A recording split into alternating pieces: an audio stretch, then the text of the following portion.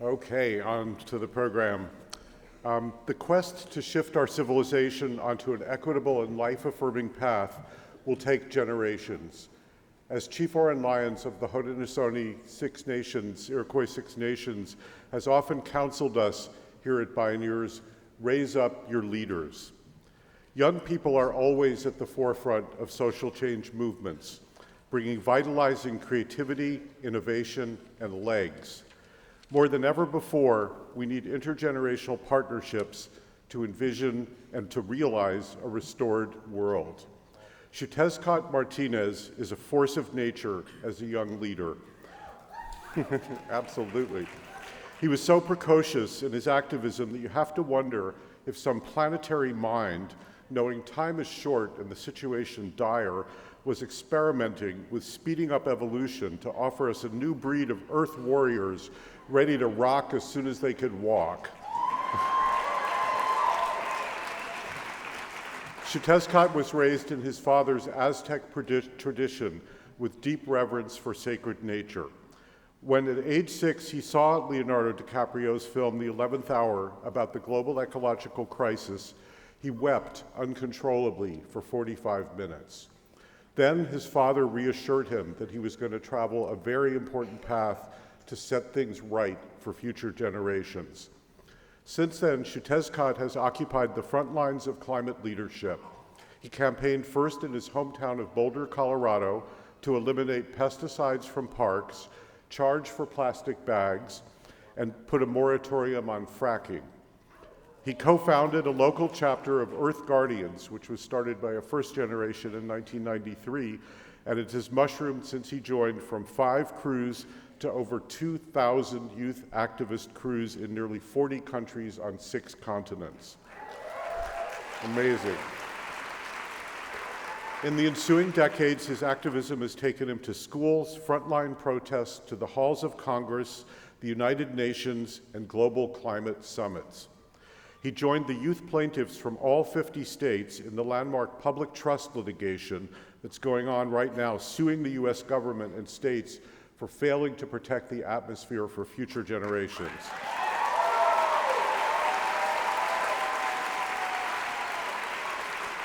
And even that didn't stop President Obama from appointing him to the President's Youth Council. He's appeared in the pages of Time magazine and Rolling Stone and on Bill Maher's Real Time on HBO, among many other mainstream media. He's a gifted rapper, composer, and lyricist who's performed with his very talented younger brother, Itzcoatl, at countless concerts, rallies, and events. And he wrote and produced the powerful new album, Generation Rise, by Earth Guardians. It's really good, actually. I like it. His original song won the global contest at the Paris Peace Talks for their theme song last December. As a young leader, he says this: "I am not here to create more followers. I'm here to inspire more leaders." And we're very honored. Xiuhtezcatl is going to be joining the Bioneers board later this year, so that's very cool. So before we welcome this mightily inspiring Earth Guardian, Earth Warrior, we'd like to share a really amazing home video from 10 years ago at his first public talk when he was 6 years old at a rally in Boulder. Brace yourself. I came to talk to you today about how sacred the earth is. Most kids don't even know that the world is sacred. That's because they spend most of their time in front of their TV or in front of their video games. It's time for their parents to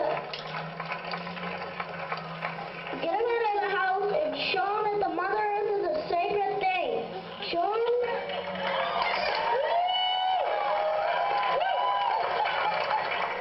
that the Mother Earth is alive.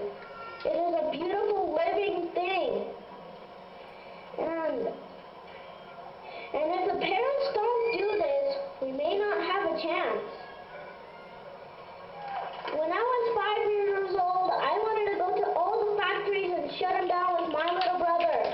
But once I turned 6, I realized that it was us who were buying from the factories. We're supporting them. We're buying their things. Now, who wants to make a better future for us and our children?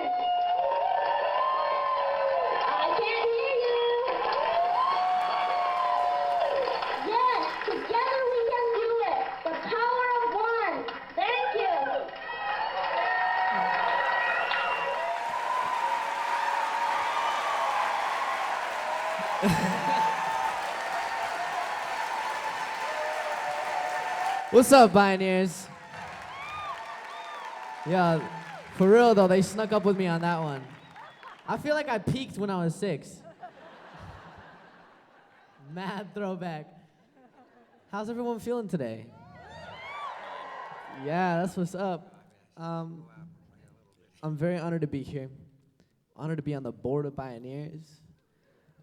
I'm honored to have been here the last couple years to share my story, to learn and absorb, and kind of just receive so much from this conference and from, all the beautiful people that are gathered here today. And over the last couple years, so much of my learning, I feel like I've been able to kind of pace myself and measure my growth through Pioneers and through the experiences that I've had here. Let's see if I can get these slides up. There we go. Okay. My name is Shutes Gatonatiu. I'm 16. Man, I've been on the front lines of the climate and environmental movement since I was that little kid up there. That was the first time I got up on a stage and spoke to people in 10 years. I'm still doing it, and I still have a decent amount of sanity within me, which is dope. People ask me often, what is it that got you inspired to be a part of this and to care about the environment and to be an activist? People are like, why are you an activist? And for me, when I was a little kid, I didn't really think about it as being an activist or kind of taking upon this title or this label. My father raised me in the Mexica tradition. We're from Mexico City. That's my lineage. And when I was a little kid, he spoke to me of how every living thing was sacred. Every living thing was sacred. And this earth, our oceans, our rivers, our forests, we have a responsibility to protect that which is sacred. He said that he learned from his father, and his father taught him. We have passed on this understanding that as human beings, we have an amazing amount of power, and that must be used to protect the land for generations to come.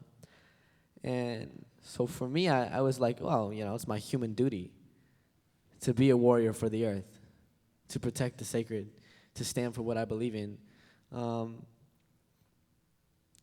And my family on my mom's side had been incredibly involved in activism and in environmentalism and all kinds of things. And I started to learn about it. And I started to research into, I watched Leonardo DiCaprio's documentary, The 11th Hour. And I was a 6-year-old kid that looked outside at the world around him, and I saw a planet that was falling apart. We look at climate change, and we see statistics on a billboard, on a graph, We see, polar bears drowning in the ocean and ice caps melting. We see more carbon molecules in the atmosphere. And as a little kid, understanding that was really hard for me because I felt so connected to the world, to the earth, to these mountains and forests that I'd fallen in love with. And I was like, that's falling apart because of the lives that we're living, because of the destruction that we are causing to the Mother Earth. And I feel like when people look at climate change, they see an environmental problem. It's it's causing sea levels to rise and different weather patterns to change all over the world and greater floods and droughts. And the way that I've just been seeing it lately is that it's a human problem. If you look at how a natural system responds to crisis, is the roots will stay strong. And if a forest is burned down, it'll grow back over time. But if a human system is destroyed by crisis, it takes just as many resources, concrete, fossil fuels to rebuild that city. So every city that is taken by climate change is going to take that much more of destroying the earth to rebuild it. Climate change is a human rights issue. And as a member of the younger generation, I'm going to be inheriting that. Like the legacy that adults are leaving behind is one ridden with drought, hurricanes, storms, wildfires, tornadoes, at a greater level than we've ever seen before. Like, things are worse in the world today than they've ever been. when you look at our environment, when you look at our climate. And to understand this, I had to see that like people are being impacted. And the reason there's a sense of disconnection to these issues is we can't resonate with the environment because we're not connected to the earth anymore in a lot of ways. Many people have lost that connection. And when I began to understand that there are millions of climate refugees all over the world that have already been impacted by climate change, this is not an issue that is going to affect us in the future. This is here now. Communities are suffering. People are losing their lives, their homes, their communities. Entire island nations are disappearing because of this climate crisis that we are creating. And part of it, yes, is the fossil fuel consumption. Because we are currently today, if you look at energy at the beginning of the Industrial Revolution and energy today, we are still digging up dead plant and animal matter out of a hole in the ground to power our world. That is not the future of energy. Look at how far we've come in technology. Look at how far we've come in medicine. Look at how far we've come in our cars and our telephones. Look at how much we've progressed in all these places, and we're still burning fossil fuels. We're still finding more creative and new ways to dig up dead stuff and put death into our air, into our water, into the lungs of our children. That is not the way. That is not the way that we need to power our world, and that is not a solution for the future. And then we look at how every natural system in the world, humans in a lot of ways have exploited that. Because we are consuming so much, we are taking so much. We see the planet and we see a resource, something that we can gain from.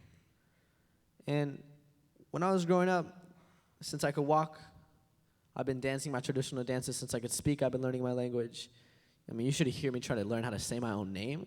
That straight up took me 2 years to learn how to say my name, and then spelling my name was a whole other era of my life. But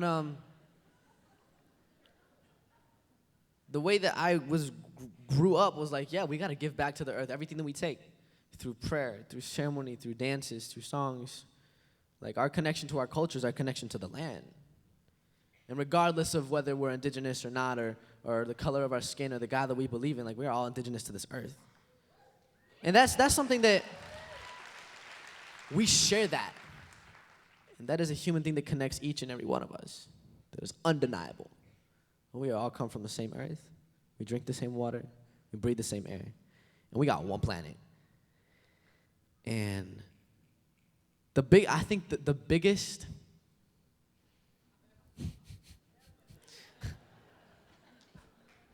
I think what ties all these problems together that what we see in the world today is disconnection. We are systemically removed. We have removed ourselves as human beings from the earth. And the reason that we see crisis in the world today, and what I've learned, is because of a disconnection. We are disconnected to ourselves. That's why my generation, there's more suicide, there's more depression. There are more pills being pumped into the school systems and into high schools to diagnose for depression, for anxiety, for all these things. Because we're disconnected from ourselves. We're disconnected from one another as human beings. That's why there's racism and hatred and violence and war. We're disconnected to our food. That's why we don't know what the hell we're eating on our plate. There's a disconnection with that. And we're disconnected from our planet, and therefore we justify the pillaging of an entire earth at the expense of the legacy that you will leave behind because of a sense of disconnection, because we no longer see the earth as our mother. We no longer see the earth as our home. It's a resource. It's something we can take from. And we have been trained to believe that. And not even just to believe that, we've been trained to look the other way while it happens without us even noticing. Where when you go to the store and you buy a product, or when you put some food on your plate, or when you hop in your car and drive somewhere, we don't think about the impact that has. We're taught to kind of just float through life, and whatever's convenient is what we're going to take. So my grandpa is a super wise dude. His name is Makash Shirosky. Some of y'all might know him. And he always talks about shifting the human consciousness. And actually, before he even had that conversation with me, I was like, yo, What needs to change isn't just like light bulbs and the way we get our energy. It's like the way we think as human beings.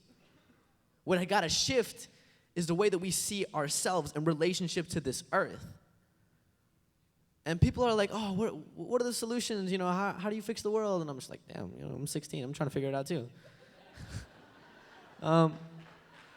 And people are always like, oh, you're the future. You know, young people are so important. But what I've come to understand is like the intergenerational movement that needs to be created is more important than anything.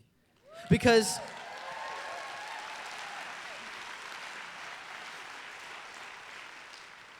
and it's because the technology, the innovation, the creativity, and the passion that young people have is amazing, is so powerful. When our voices are given the attention that we need, when we are told that our voices have power, that we can be leaders, young people rise to the top. And if we look at the world that we want to see, yes, we need technology, we need innovation, we need things to move forward in a good, positive way that is in balance with the earth, and remember the knowledge of our ancestors, of those that came before us, of the indigenous tribes that lived on this land, that lived in harmony, that lived in balance, that understood the need to give back just as much as we were taking. So the future of the world is that balance between the new and that has come before. And that's the way that I see it, and the only way that I see that it's going to work, I guess this ties back to we have found a way to fall out of love with the beauty of not only the world, but with life itself, with our humanity. We have lost our connection with our humanity because that humanity is what ties us all together. And I think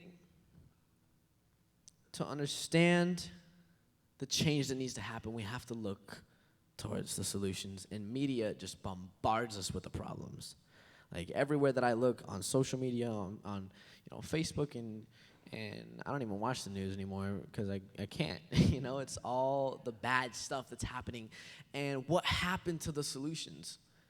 What happened to empowering people to create change? And that's why we're here, because we're not going to get it anywhere else. Because right here, sitting in this audience and standing on this stage is where we will be reminded as human beings that we have the power to create change, that our voices are more powerful than any corporate industry on the planet, than any government, than any law that is written against us. Like, our voices will overcome. And that's why we got to remember that. And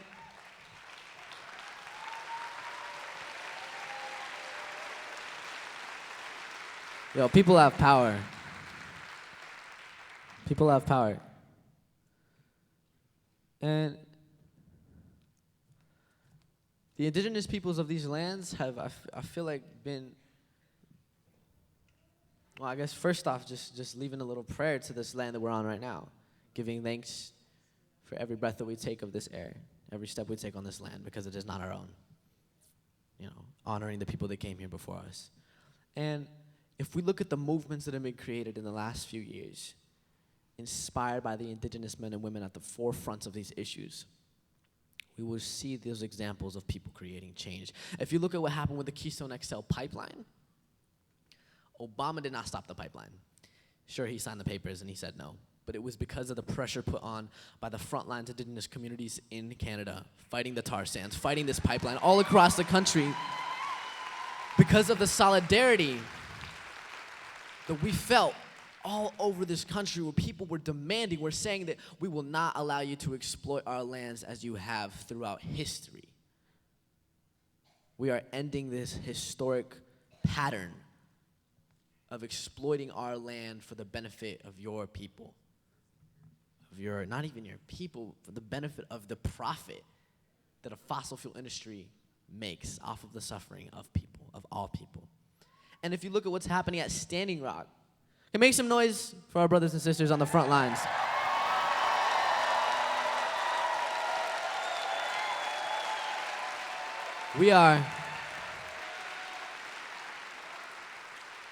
Standing Rock is the greatest example of a front lines movement that we have seen in this country for a very long time. Where when I went and I witnessed, I saw kids riding on horseback through the camps. I saw grandfathers and grandmothers preparing food for the camps. I saw men and women sitting in ceremony, praying for their land, for their water, marching and standing in front of these metal machines that threaten their ancestral burial grounds, their land, their water, their legacy. This is not about the environment only. This is about our earth. This is about human beings. And I saw that when I went to Standing Rock, because the amount of love, the amount of support, and the amount of mobilization that has happened from all over the world about a story that is not being told in our mainstream media is unbelievable, and we will not be stopped. They are not going home for the winter. They are going to stay there, and each and every one of us has to do our part to support the front lines people that are giving up their jobs, their time, their schools, their energy, their lives to fight. And remind us that this is not just about one pipeline. It's about every pipeline, about every fossil fuel infrastructure project that threatens our land and our children. This is this tribe showing us that no industry will push us off our lands ever again, that we will never again back down to a fossil fuel infrastructure that is dying. This is true people power. This is true people power. And if you and it's not easy. And for me, I've traveled all over the place and seen more hope than I have seen hopelessness. I have seen more light than I have seen depression, and I have seen more solutions than I have seen crisis. One dope thing that I'm trying to do is I'm trying to sue this government. Myself and 20 other youth plaintiffs are filing a lawsuit to hold our federal government accountable for violating our constitutional inalienable right, written on hemp paper, on the Constitution, all that time ago. We are suing them for violating our constitutional right to life, liberty, and property because of their inaction on climate change.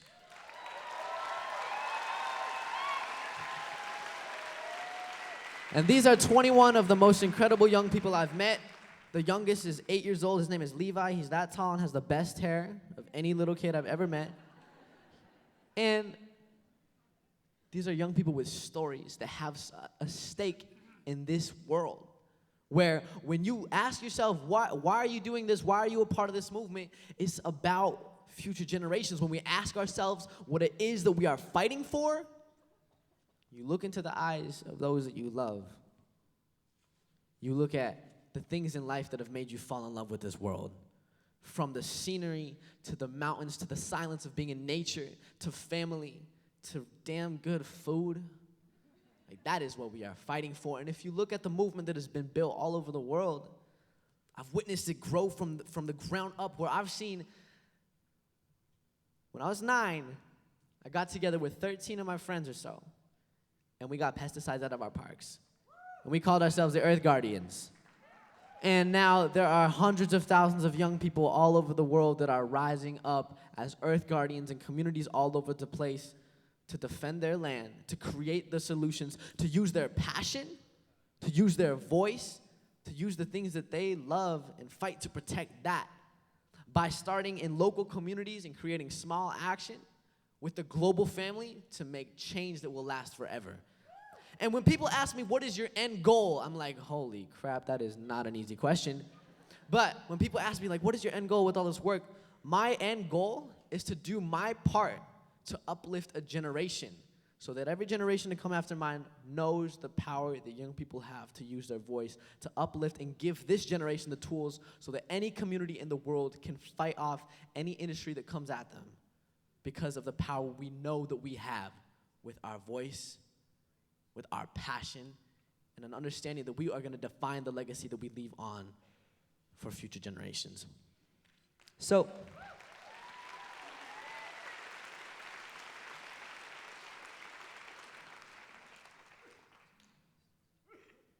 this is not easy to be in this fight, to be in this movement, to be in this struggle, and to be alive in the world today.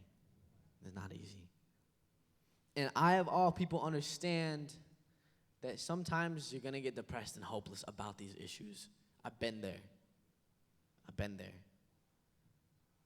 And what has lifted me up every single time is the reminders of what I'm fighting for. And being in places like this and meeting people like you, all the way in the back, to all the way in the front, and having these conversations and speaking of movement, speaking of change, speaking of hope, speaking of love and laughter and music and all the things that make us feel alive, that is what I am fighting for. When I look into the eyes of my little siblings, my cousins, of the beautiful young children that I meet at places like this, that is what I am fighting for. When I sit in silence in nature and marvel at the spectacle that is this world, that is what I am fighting for. And when I look at the people in the world that have tirelessly fought for their rights as human beings to live on a planet that is untarnished, unburned, and undestroyed by our greed, that have fought and given up their lives to be a part of this movement, I see more bravery, more courage, more passion than I've ever seen ever in my life when I look at the people in this movement that are fighting and are continuing to fight. And it reminds me that we all have a part to play. We all have the responsibility to take the energy we feel here and carry that forward into our lives, into our communities, into our homes. And I look at the people I love, and it reminds me that that is what I am fighting for. So ask yourself what it is that you are fighting for. And remember, there's no better time to be alive than now, because today we get to determine the legacy that we are remembered by. When every generation in the future thinks of what we left behind, we are creating that today. And each and every one of you in this audience is a part of it. Thank you.